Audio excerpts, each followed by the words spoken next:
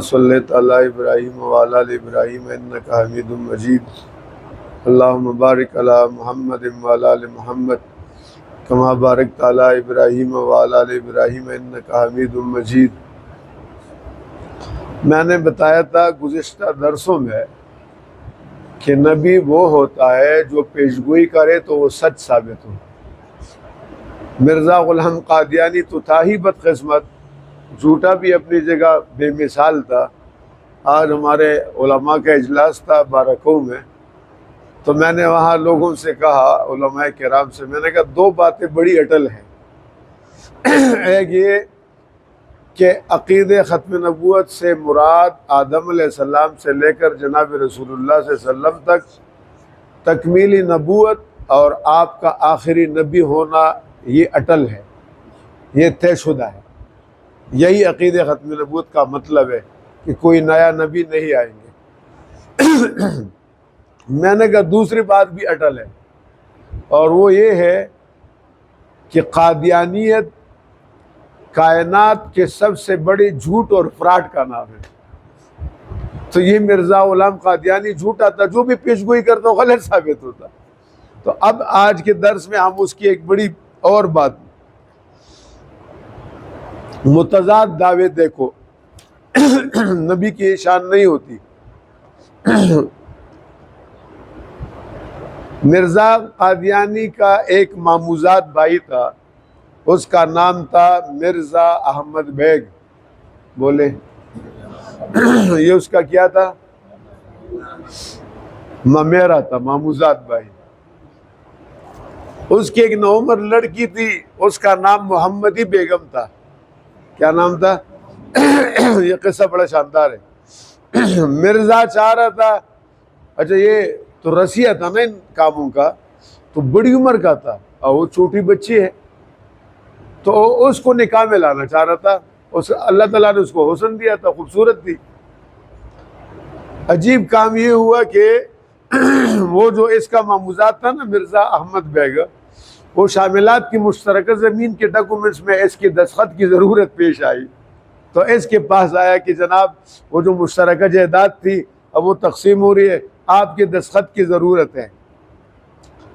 اس نے اس کو کہا کہ میں دستخط کروں گا لیکن پہلے استخارہ کرتا ہوں۔ اس کو واپس کر دیا۔ استخارے کے بعد دستخط، کچھ دن بعد استخارہ ہوگا۔ چنانچہ کچھ دن گزر گئے، اس نے پھر رابطہ کیا۔ اس نے کہا میں نے استخارہ کیا اور مجھے اللہ تعالیٰ نے بتایا، جھوٹا اتنا ہے کہ اللہ پر جھوٹ بولے، مجھے اللہ تعالیٰ نے بتایا کہ اس کو کہہ دو، اس مرزا احمد بیگ کو کہہ دو کہ تیری جو لڑکی ہے نا محمدی بیگم، اس کا میرے ساتھ نکاح کراؤ پھر دستخط کرو۔ رشوت لے رہے ہیں، سمجھ گئے بات کو، اور اللہ پر جھوٹ بول رہے۔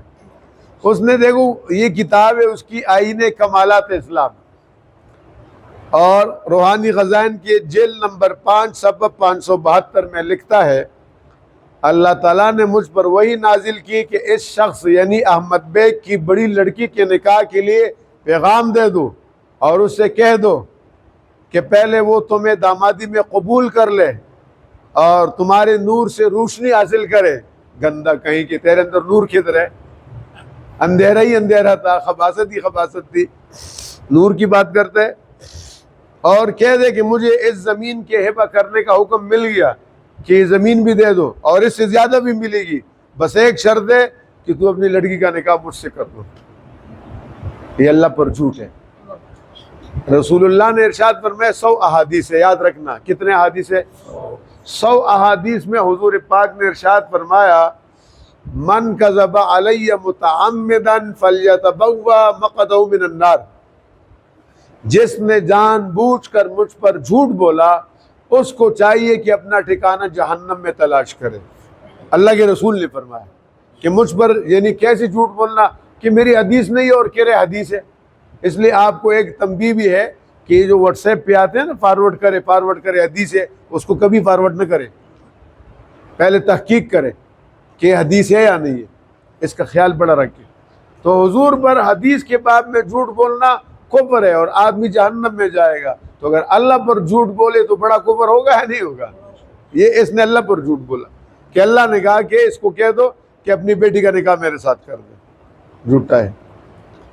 اللہ کی شان دیکھے، اس کا الٹا اثر ہوا، حالانکہ معموزات تھا اس کا، وہ خوش نہیں ہوا، اس نے پھر کہا، دھمکیاں دی، اگر اس لڑکی کا میرے ساتھ نکاح نہیں کیا تو یہ جدھر جائے گی یہ بھی مر جائے گی، اس کا شوہر بھی مر جائے گا، اور ڈرایا۔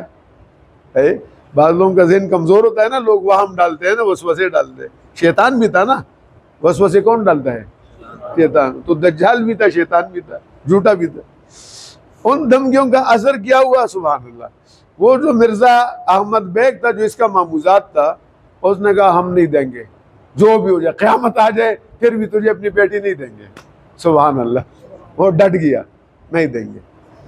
اس نے خطوط لکھے، اشتہارات چائے کر دی، ان کو سمجھائے ان کا خاندان تباہ ہو جائے گا، یہ ہو جائے۔ اس نے کہا جو کچھ بھی ہو جائے گا تجھے بیٹی نہیں دینی ہے، ختم۔ ڈٹ گیا وہ۔ جب یہ نہیں ہوا پھر جا کے ان کی منت کرنے لگا، دیکھو نا، میری عزت کا خیال رکھو یار، ہے میں تو تیرا اپنا ہوں نا، تو میرا معبودات بھائی ہے نا، وہ لوگ مجھے جھوٹا کہیں گے نا، بھی جھوٹا ہے ہی تو نا، اگر اللہ نے کہہ دیا تو اللہ میرے دل میں ڈال دے گا، تمہیں بیٹی دے دوں گا، سوال ہے نا جی۔ تو یہ نہیں ہوا۔ چنانچہ نتیجہ کیا ہوا؟ اس لڑکی محمدی بیگم کا نکاح ایک شخص جس کا نام مرزا سلطان احمد ہے اس کے ساتھ ہو گیا۔ اب اس کے بعد یہ کیا کہہ رہے؟ خدا تعالیٰ نے اس عاجز کے مخالف اور منکر رشتہ داروں کے حق میں نشان کے طور پر یہ پیشگوئی ظاہر کی ہے کہ ان میں سے جو ایک شخص احمد بیگ نام کا ہے، اگر وہ اپنی بڑی لڑکی اس عاجز کے ساتھ نہیں کرے گا تو 3 سال کے اندر جو ہے وہ مر جائے گی، اور جو شخص اس لڑکی سے نکاح کرے گا تو 2.5 سال میں وہ بھی مر جائے گا۔ حساب کتاب کا کیلکولیٹر تھا اس کے پاس۔ اچھا، اس نے تو کر دیے نکاح، سلطان بیگ کے ساتھ اس لڑکی کا نکاح ہوا۔ اللہ کی شان دیکھے، وہ عورت کون؟ محمدی بیگم۔ وہ عورت اتنا عرصہ زندہ رہی، اتنا عرصہ زندہ رہی کہ 1966 میں اس کا انتقال ہوا، بولے، اور یہ مردود مر گیا 1908 میں، اور مسلمان مر گئی، وہ قادیانی نہیں، مسلمان تھی وہ عورت، اور یہ مردود چلا گئی۔ تو پیشگوئی جھوٹی ہو گئی نا، بولے بھائی۔ اسی طرح وہ جو اس کا شوہر تھا مرزا سلطان بیگ، وہ بھی اسی طرح ہوا، وہ ایک زمانے تک زندہ رہا، اور یہ جو بدبخت تھا یہ جھوٹا ہوا۔ اس آدمی کا انتقال ہوا 1948 میں، اور یہ 1908 میں مر گیا، تو وہ آدمی کتنا عرصہ بعد مرا؟ 40 سال۔ مرزا قادیانی 1908 میں مر گیا، مردار ہوا، اور اس نے محمدی بیگم اور اس کے شوہر کے بارے میں پیشگوئی کی کہ محمدی بیگم 3 سال کے اندر مر جائے گی اور اس کا شوہر 2.5 سال کے اندر۔ سبحان اللہ، اس کے مرنے کے 40 سال بعد وہ بندہ مر گیا، اور وہ عورت 1966 میں نے بتایا نا، وہ کب مر گئی؟ 19 نومبر 1966 میں۔ وہ عورت محمدی بیگم اتنا ماشاءاللہ 58 سال اس کے مرنے کے بعد زندہ رہی۔ مرزا غلام قادیانی تو جھوٹا ہوا یا نہیں ہوا بتائے؟ اس نے کہا نا کہ 3 سال میں مر جائے گی نا، یہ مر گیا اور وہ 58 سال مزید زندہ رہی۔ اس نے کہا جو شوہر ہوگا وہ 2.5 سال کے اندر مر جائے گا، یہ مر گیا اور وہ 40 سال۔ بولے بھائی، تو یہ جھوٹا ہوا یا نہیں ہوا؟ یہ سب سے بڑا جھوٹا تھا، اللہ نے اس کو ذلیل کر دیا۔ تو اس پیشگوئی کے ذریعے اللہ تعالیٰ نے مرزا کو ذلیل و رسوا کر دیا، خائب اور خاسر کر دیا، اور آج تک کوئی بھی صاحب عقل محمدی بیگم کے واقعے کو دے کر مرزا کو بآسانی جو ہے جھوٹا اور اوباش قرار دے سکتا ہے۔ تو میرے بھائی، یہ اس کے تضادات تھے کہ نبی جو ہوتا ہے نا وہ سچا ہوتا ہے، وہ کھرا ہوتا ہے، وہ بزدل نہیں ہوتا۔ یہ تو بزدل تھا، یہ جھوٹ بھی جھوٹ بولتا تھا، اور جتنے ایک جگہ اس نے لکھا ہے کہ میں 100 پیشگوئیاں کروں گا اور ایک بھی غلط ثابت نہیں ہوگی۔ اللہ کی شان ہے کہ 100 کے 100 جھوٹ ثابت ہو گئے۔ بولے بھائی، 100 کے 100۔ اگر ہم میں سے ہمارے معاشرے میں کوئی دکاندار، عالم فاضل کی بات نہیں کر رہے، مسجد کے امام خطیب کی بات نہیں، کوئی دکاندار بھی اگر ایسا ہونا کہ اس کا عام لوگوں میں 10 جھوٹ معلوم ہو جائے، کتنا؟ تو لوگ اس کو کیا کہتے ہیں؟ جھوٹا کہتے ہیں یا نہیں کہتے؟ تو یہ تو اپنے حق کو نبی کہتا تھا، 100 جھوٹ تو اس وقت اس کے سارے جھوٹ ثابت ہو گئے۔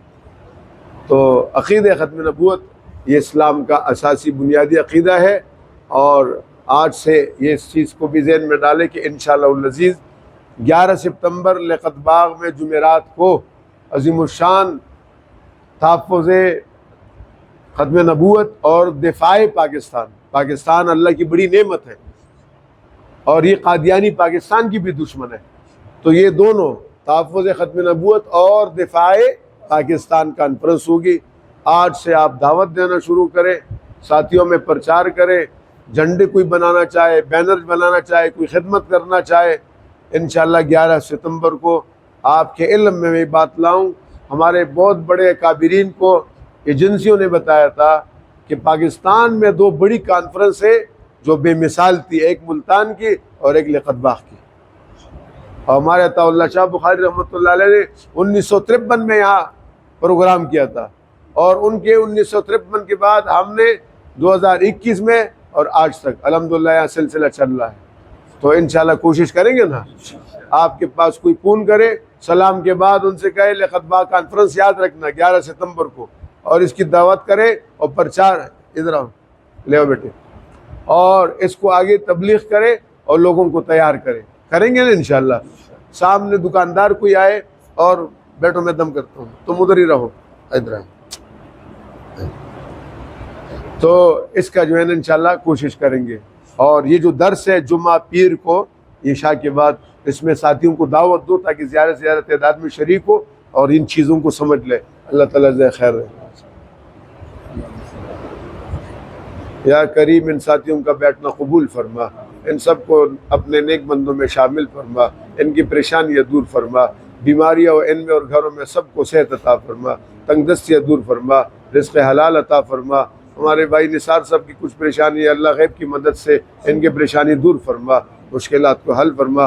حضور کے تحفظ ختم نبوت کے لیے ہمیں ہماری اولاد کو قبول فرما، پاکستان کی حفاظت فرما، پاکستان میں امن قائم فرما، اور جو لوگ پاکستان کی دشمن ہیں انہیں ناکام فرما۔ سب کا آخری خاتمہ بالله۔